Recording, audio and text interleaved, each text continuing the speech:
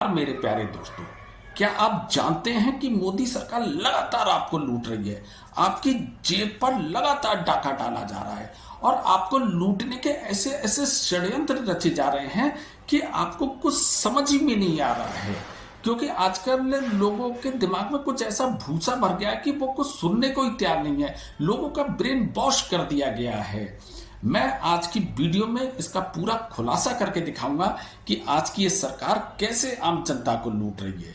तो चलिए शुरू करते हैं वीडियो। तो चलिए आज ये जानते हैं कि आज की सरकार आम जनता को कैसे लूट रही है और जो लोगों के दिमाग में जो भूसा भर गया है ना, मैं उसे भी थोड़ा साफ करना चाहता हूँ। क्या आपने कभी सोचा कि मोदी सरकार ने इतने ज्यादा लोगों के बैंक अकाउंट क्यों खुलवाए और उन्हें फिर गाइड करा गया कि आप अपने ज्यादा से ज्यादा पैसे जो हैं वो बैंक में रखें, इससे देश आर्थिक रूप से तरक्की करता है। भाई, देश आर्थिक रूप से तरक्की करे नहीं करे, लेकिन आपकी सरकार ने आर्थिक रूप से बहुत तरक्की कर ली। इन नेताओं ने, जो ये पूरी मोदी सरकार है ना, इसने बहुत आर्थिक रूप से तरक्की कर ली। अब ये कैसे कर ली? जब लोग अपना पैसा बैंक अकाउंट में रखेंगे तो सीधी सी बात है, वो जो एक डेबिट कार्ड होता है जिसे हम एटीएम कार्ड भी कहते हैं, तो वो उससे ट्रांजैक्शन करेंगे।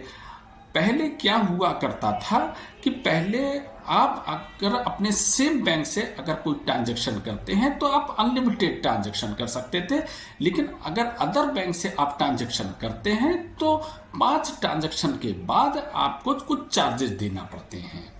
लेकिन इन्होंने क्या करा कि चाहे आप अपनी बैंक से ट्रांजैक्शन करो या अदर बैंक से ट्रांजैक्शन करो, आपको 5 ट्रांजैक्शन के बाद वो चार्जेस देना ही पड़ेंगे। एक तरफ आप गाइड लोगों को कर रहा है कि आप ज्यादातर पैसा अपनी बैंक में रखो, और दूसरी तरफ आपने उसकी लिमिट, चाहे सेम बैंक हो या अदर बैंक हो, आपने एटीएम की या डेबिट कार्ड की लिमिट 5 बार की रखी है। महीने में 5 बार तक आप निकाल सकते हो। अब व्यक्ति पागल हुआ पड़ा है कि नहीं, मेरी सरकार ने कहा है कि मैं अपना ज्यादा पैसा अपने अकाउंट में रखूं, देश आर्थिक रूप से तरक्की करता है। अब ये सरकार की खूबी देखे, कैसे पैसा कमाना उसने शुरू कर दिया। भाई, साफ सी बात है, लोगों का सोचना या मेरा भी सोचना ये है कि मुझे 2 दिन का कहीं मुझे जाना है, तो मेरे अकाउंट में मान लीजिए 10,000 रुपए पड़े हैं, तो मुझे जाना 1,000 रुपए का काम है, मैंने 1,000 रुपए उसमें से कर लिए। फिर 2 दिन के बाद फिर मुझे 1,000 रुपए की जरूरत पड़ी। इस तरीके से जो 5 ट्रांजैक्शन होती हैं, ये महीने के फर्स्ट वीक में ही खत्म हो चुकी होती हैं। अब आप अपने चाहे सेम बैंक से ट्रांजैक्शन करें या अदर बैंक से ट्रांजैक्शन करें, अब आपको पर ट्रांजैक्शन पे एक चार्जेस देना पड़ेगा। वैसे मैं बताऊं तो मेरा जो चार्जेस है, हो सकता है अलग अलग बैंकों के अलग अलग चार्जेस हों। अगर मैं 500 रुपए भी निकालता हूं तो एक पर ट्रांजैक्शन 11 रुपए 80 पैसे वो चार्जेस मेरे लगते हैं। यानी आप क्या कहना चाह रहे हो कि मैं क्या पैसा भी अपने अकाउंट में रखूं, और अगर मुझे कैश की जरूरत पड़े तो फिर मैं उसके लिए सरकार को चार्जेस भी दूं? भाई, सेम बैंक के लिए आपने क्यों चार्जेस लगा दिए? भाई, मुझे 1,000 रुपए की जरूरत है, मैंने अपने सेम बैंक से मैंने 1,000 रुपए निकाल लिए। फिर मुझे 500 की जरूरत, मैंने 500 निकाले। इससे मेरे अकाउंट में पैसा बना रहेगा। लेकिन आपने क्या चालाकी चली, आपने 5 ट्रांजैक्शन के बाद हर ट्रांजैक्शन के आपने पैसे लेना शुरू कर दिया। और ये जो आम जनता होती है ना, उसे पता ही नहीं है कि मैं पर ट्रांजैक्शन अच्छा खासा पैसा गवर्नमेंट को देने लगी। अब वो भोली वाली जनता की बैंक में ज्यादा पैसे रखो, आर्थिक रूप से तरक्की करता, वो बेचारी ट्रांजैक्शन पे ट्रांजैक्शन कर रही है बैंक में पैसा रखने के लिए, क्योंकि मोदी जी बोल चुके हैं ये बात। और वो सबको ट्रांजैक्शन के रूप में, पर ट्रांजैक्शन के रूप में गवर्नमेंट को पैसा जा रहा है। चलिए साहब, एक ये हो गया उनका पैसा कमाने का नया तरीका।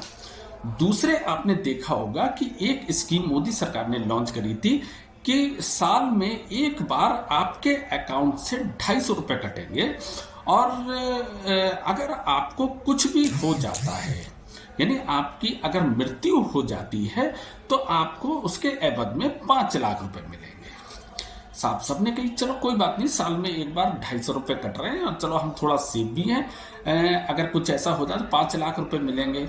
लेकिन मैंने आज तक एक भी सिंगल व्यक्ति को उस 5 लाख का क्लेम लेते हुए नहीं देखा। मैंने खुद जब ये स्कीम आई थी, हालांकि मैंने भी वो 250 रुपये अपने अकाउंट से कटवाए थे, फिर मेरे मन में एक जिज्ञासा उठी कि इसका अगर कुछ हो जाता है तो इसको क्लेम कहाँ करा जाएगा। जो मेरी बैंक थी, मैंने अपने बैंक में पता करा कि अगर ये जो मेरे 250 रुपये कट रहे हैं, अगर कुछ हो जाता है तो क्या उसका क्लेम मैं अपनी बैंक में करना पड़ेगा। तो उन्होंने कही नहीं साहब, हमारी बैंक से इसका कुछ लेना देना नहीं है। हमने कि अरे काट तो बैंक रही है वो 250 रुपये, तो कहाँ हम पता करें। बोले वो तो इंश्योरेंस कंपनी से आप क्लेम करेंगे। तो हमने कि कौन सी इंश्योरेंस कंपनी से हम क्लेम करेंगे, तो वो हमें इसकी जानकारी नहीं है। हमने कि मैं कैशियर से मिला, अकाउंटेंट से मिला, मैं मैनेजर से मिला, लेकिन किसी को इस बात की जानकारी तक नहीं थी कि इस पैसे का क्लेम कहाँ करा जाएगा।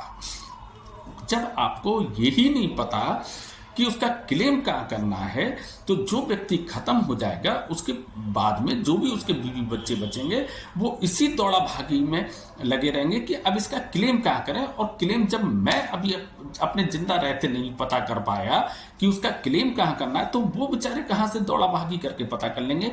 यानी आज तक किसी को ये नहीं पता वो 250 रुपये जो हमारे साल में एक बार हमारी सिक्योरिटी के लिए या हमारे इंश्योरेंस के पैसे कटते हैं, उसका क्लेम कहाँ करना है। और मैंने किसी को आज तक देखा भी नहीं कि उस क्लेम के किसी को पैसे भी मिले हों। तो ये नंबर 2 घोटाला हो गया, ये मोदी सरकार का।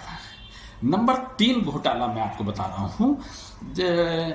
जब अभी कोरोना का जब समय आया था, तो समय जब लॉकडाउन लगा था, तो उस समय उससे पहले, लॉकडाउन से पहले ट्रेन में सीनियर सिटीजन को किराए में छूट मिला करती थी। लेकिन भाई वो लॉकडाउन का दौर जब खत्म हुआ ना, तो उसके बाद तो मुझे लगता है सारे सीनियर सिटीजन शायद इस देश में रह नहीं गए, या वो सारे सीनियर सिटीजन जवान हो गए या बच्चे हो गए, क्या हो गए, क्योंकि उनको जो मिलने वाली छूट जो बहुत सालों दर साल चली आ रही थी, हर सरकार के समय से चली आ रही थी, वो इस मोदी सरकार ने पूरी तरीके से बंद कर दी। आज के समय में सीनियर सिटीजन को ट्रेन के किराए में 1 रुपए की भी छूट नहीं मिलती है। तो ये हो गया नंबर 3 घोटाला। नंबर 4 घोटाला मैं आपको बताऊं, आजकल सारे लोग जो हैं मोबाइल से ही अपना टिकट बुक करते हैं। अगर आप मोबाइल से टिकट बुक करते हैं और आपने टिकट बुक कर लिया, किसी वजह से आपका कहीं जाने का जो प्रोग्राम था वो कैंसिल हो जाता है, तो जब आप वो टिकट कैंसिल कराते हो, तो पहले किसी टाइम में मोदी सरकार से पहले जो चार्जेस कटते थे वो केवल 10% कटा करते थे। आज 50% से भी ज्यादा वो चार्जेस कटते हैं। यानी आपने अगर कोई 500 रुपए की टिकट कराई है तो आपको 250 रुपए भी आपको नहीं मिल पाएंगे, जबकि पहले 100 रुपए पे 10 रुपए कट के 90 रुपए आपको वापस मिलते। तो ये हो गया नंबर 4 घोटाला।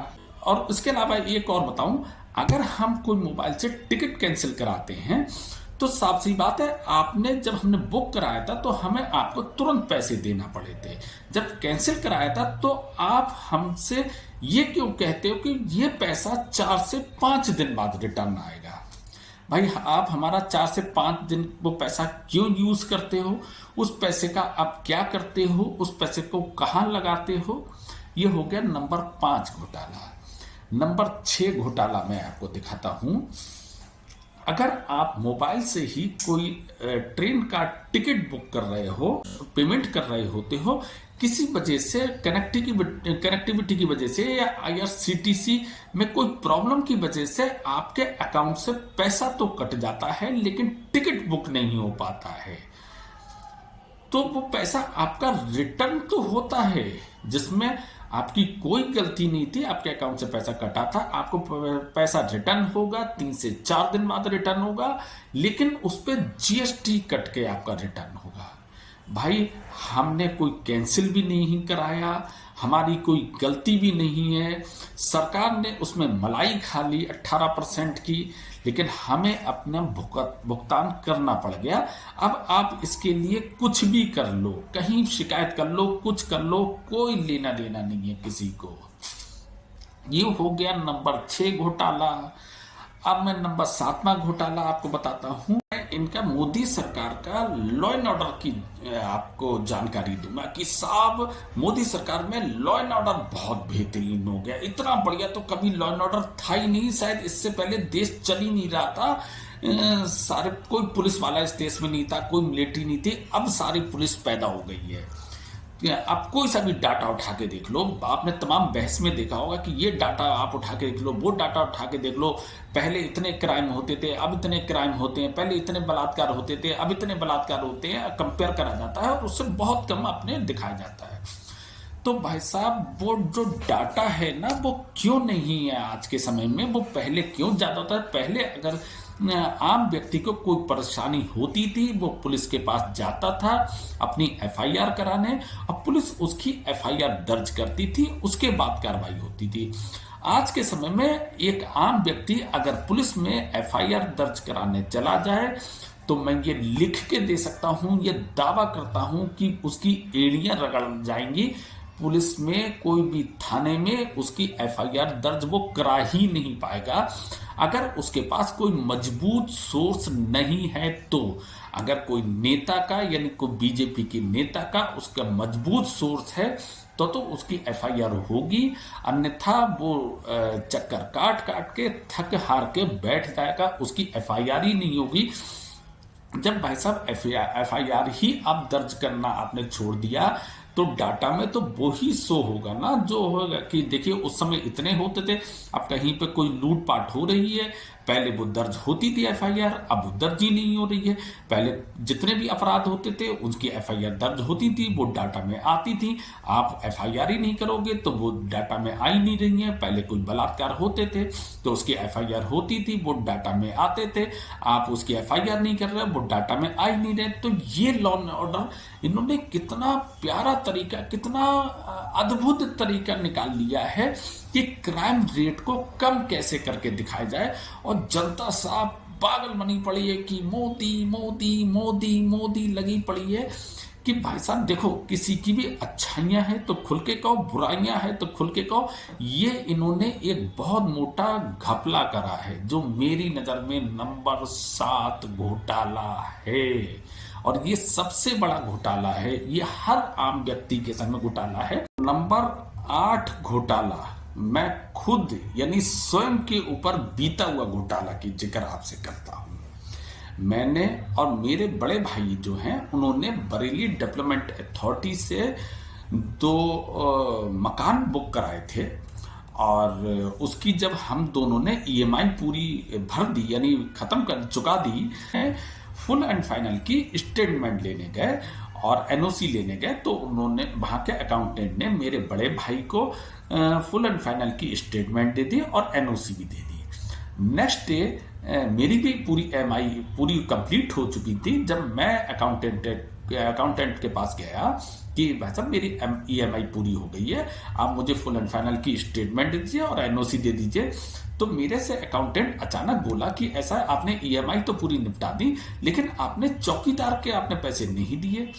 तो मैंने कही भाई साहब वो जो मेरा जो घर है वो तो अभी आपने मुझे दिया ही नहीं है, मेरे पास तो उस पोजीशन ही नहीं है, मेरे पास तो उसमें रहने का अधिकार ही नहीं है, मैं आप ही का ताला उसमें पड़ा हुआ है। अब मैं जब रजिस्ट्री कराऊंगा तब वो मेरा होगा, तो चौकीदार के पैसे तो मैं तब दूंगा जब वो चीज मेरी होगी। नहीं साहब वो बहस करने लगा कि नहीं आपको तो चौकीदार के देने पड़ेंगे, जबकि एक दिन पहले मेरे बड़े भाई से उसने वो पैसे नहीं मांगे या मांगना भूल गया। साहब मैंने कही अरे भाई साहब आप समझने की कोशिश करो, वो जब मेरे पास उसका पोजीशन नहीं है तो मैं वो चौकीदार के पैसे क्यों दूं। साहब वो नहीं माना। मैं उनके बड़े अधिकारी सचिव से मिला और उसके बाद मैं बरेली डेवलपमेंट अथॉरिटी के सबसे बड़े अधिकारी से मिला और मैंने उन्हें सेम चीज बताई कि मैंने उसकी ईएमआई पूरी कंप्लीट कर ली है, अब मैं उसकी रजिस्ट्री कराना चाहता हूं। वो जो मेरा घर है वो अभी बरेली डेवलपमेंट अथॉरिटी के ही अंडर में है। और ताला भी जो है वो बरेली डेवलपमेंट अथॉरिटी का ही उसमें पड़ा हुआ है। मेरे पास उसकी कोई चाबी नहीं है, मैं अभी अंदर घुसने का भी उसमें अधिकारी नहीं हूं, तो मैं चौकीदार के पैसे क्यों दूं? तो वो जो बड़े अधिकारी हैं बोले भाई साहब जो बाबू ने आपसे कहा है ना, आप उसी से बात करें। मतलब उन्होंने मेरी एक आम व्यक्ति की सहायता करने के बजाय उस गलत बात करने वाले व्यक्ति का ही पक्ष लिया।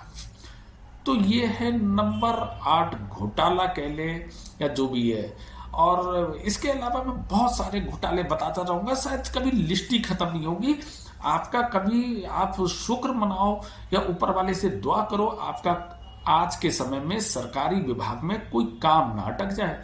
अगर धोखे से भी अटक गया तो पहले तो वैसे भले ही हो जाता था किसी से थोड़ा कह कहा के या रिक्वेस्ट करके, लेकिन आज के समय में आपकी एड़ियां रगड़ जाएंगी, आपकी जेब खाली हो जाएगी, लेकिन आप काम वो नहीं करवा पाओगे, ये मेरा दावा है। तो भाई साहब अगर आपके दिमाग में जो भरा हुआ भूसा है अगर वो कुछ कम हुआ हो तो शायद हो सकता है मैं सोचूंगा कि मेरी वीडियो का मकसद पूरा हुआ। अगर अभी भी आपके मन में वो भूसा भरा रहे तो आपका कोई कुछ नहीं कर सकता। बाकी मेरा जो काम था वो मैंने पूरा काम करा।